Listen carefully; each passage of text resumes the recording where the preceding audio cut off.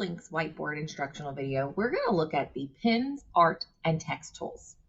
So I'm here within a brand new Lynx whiteboarding file, and I just first want to talk to you a little bit about the actual, what they call the panels over here that we'll go through, as well as pulling them open. If you get on and you notice that you don't have any content when you click on these side panels, it is important that you come over here and you pull that out so that you do see those. That's something that some people get confused on. You can always go back to home there as well, and also collapse it if you want to. So let's look at those pens, art, and text tools. You can find those here at the bottom where it says show tools, and pull them open. Now there are a lot of tools for you to use here. You have different pen types, as well as when you select them, then you can change things like the opacity, color, style, thickness, all of that. And so let's kind of look at some of them. Here within the pen, you can choose many different types of pens to have down here. And so maybe I want the pen to be an actual pen, not a calligraphy pen, and so on. So there's a lot of options that you can drag that I'll show you here in just a second. So I'm going to stick to the normal pen. You can also change, like I said, the color, as well as the thickness here. And then there's additional colors on the color wheel here as well. So as you can see, writes very seamlessly. Also works the same if you're on the panel and using your finger. Calligraphy pen kind of has just more of a little bit of a rounded edge. Laser as well, and that's automatically red. The highlighter pen allows you to highlight. As you can see, it's a little bit, I guess, a little bit more transparent so that you can still see what's behind it. Rainbow pen, fun things, as you can see. Every time you, pick it up and do a new letter, it's a different color. As you can see, kind of cool. Finish that off. The animated one is as you go. So as you can see, it changes as you go and changes the color. Pretty cool.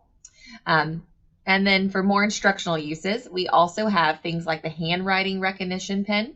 And so when you select that, it will take your writing and make it into, finish. There we go. Sometimes you have to give it some time. It will make it into text for you, as you can see. Shape recognition works the same. It would take a shape. So I'm going to try to draw a triangle here. And it will, after a few seconds, recognize that shape and make it into the triangle. And then the math one is very similar as well.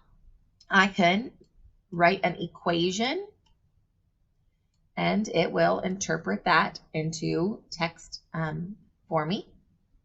There we go. And it even solved it for me. Wow. That's great also for fractions. I know for me as a former fifth grade teacher that fractions are important to me, and I would love to have them that way instead. And then you also have different types of lines as well to help you with drawing. So the straight line, you've got curve lines that you can take. Elbow pen, so helps with those different angles as well. You also have other types of tools, so you can load multiple pen tools here. As you can see, you can make them all different.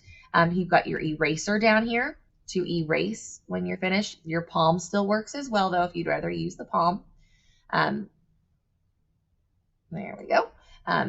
Paint bucket, if you want to fill things in, like shapes, maybe. Oh, I just filled the whole thing in. Always use the back button if you need to. Block highlighter, and like I said, so many different options. You can come through here and find different shapes already for you. Just so many. Shape tool just completely has shapes. If you just want them to make the shape for you, then you can do that as well. So you don't have to just draw them and then use that predictive. Also, you have text down here as well. So don't forget, in my settings, I showed you that I made 3 different styles of text. Style 1 automatically has my settings saved. And that was just plain black text. Style 2, I did a little bit different. So if I choose 2, as you can see, I had a different style saved. So that's really easy for me to use. And then style 3. And you can also get through your settings and change it through here as well, so that they're already ready there for you. And so very, very helpful. So let's get back to our content. There we go. So those are kind of those basics of the art tools. So the pen, the art, and the text. Thank you so much for watching.